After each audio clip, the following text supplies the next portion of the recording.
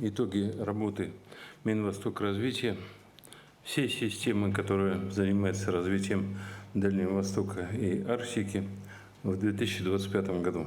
Развитие Дальнего Востока остается национальным приоритетом России на весь 21 век. Сегодня под темпом роста инвестиций промышленного производства, строительства жилья макрорегион почти на треть опережает среднероссийские показатели. В 2025 году объем инвестиций превысил 1 триллион рублей, что позволило создать 25 тысяч рабочих мест. Это только первый шаг в обеспечении долгосрочного развития.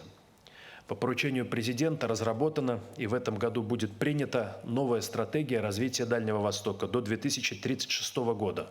Это не просто создание новой энергетики, а создание новых атомных станций. Не просто развитие добычи полезных ископаемых, а глубокая переработка. Создание интегрированных кластеров, где энергетика, транспорт и социальная инфраструктура собраны в единый план развития. Сегодня особое внимание уделяется и мерам поддержки граждан. За год 36 тысяч дальневосточников и 10 тысяч северян улучшили свои жилищные условия. Реализуется программа строительства доступного арендного жилья и программа выдачи участков земли «Дальневосточный гектар». Якутия второй год подряд лидирует в ДФО по программе «Гектар». В 2025 году жителям республики предоставили около 7 тысяч участков. Это 37% от общего числа выданных гектаров на Дальнем Востоке. Продолжают действовать и программы льготной ипотеки, по которым готовятся изменения. Главная модернизация, которую ждут и на Дальнем Востоке, и в Арктике, это потолок кредита. Работаем с предложениями к Восточному экономическому форуму. Будем выходить с тем, чтобы поднимать потолок кредита по дальневосточной и арктической ипотеке. Продолжается работа над трансарктическим транспортным коридором. Проект объединит логистическую систему Дальнего Востока и Арктики от Санкт-Петербурга до Владивостока и должен повысить эффективность внутренних и международных перевозок. Мы сшили всю логистику Дальнего Востока и Арктики сейчас в трансарктический транспортный коридор.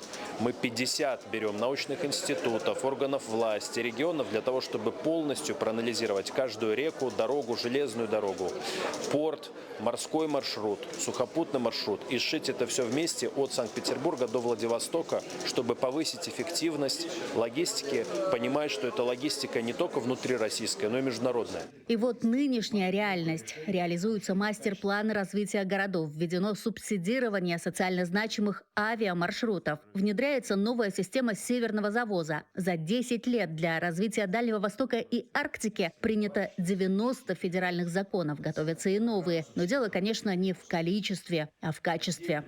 Когда принимали закон о северном завозе, его ждали 25 лет.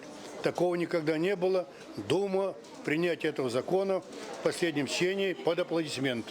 И ключевое – подготовлен проект «Стратегия развития Арктики до 2050 года». Документы определят дальнейшие направления развития экономики, транспортной системы, промышленности, технологий и социальной сферы. Приоритеты России в Арктике были и остаются от обеспечения нацбезопасности и высокого качества жизни людей до внимания к экологии и адаптации к изменениям климата. Впереди много работы, и важно делать ее на отлично, отметил вице-премьер.